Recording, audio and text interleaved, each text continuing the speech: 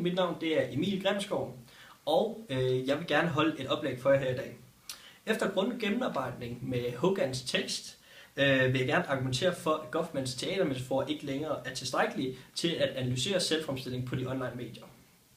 For at kort ridse op, så går Goffmans teori ud på, at vi performer i forskellige situationer.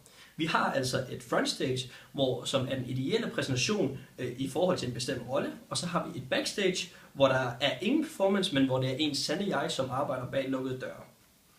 Men det her det er ikke godt nok, når vi ser på de online medier, ser i forhold til de online medier.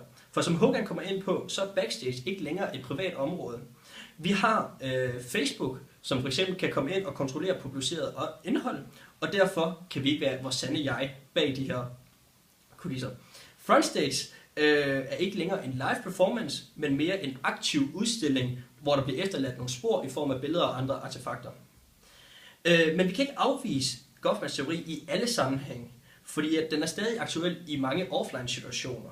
Vi performer stadigvæk, som Hogan også kommer ind på i sin titel, eller i sin tekst, i form af statusopdateringer og andre, hvor vi forventer, at andre kigger med. Så hele pointen med det her oplæg er, at Goffman ikke længere er tilstrækkelig i forhold til analyse af selvfremstilling online. Selvfremstillingen den er nemlig ikke lige så adskilt, som den var i Goffmans tid, og Hogans udstillingsmetafor er bedre og mere opdateret i forhold til online medier.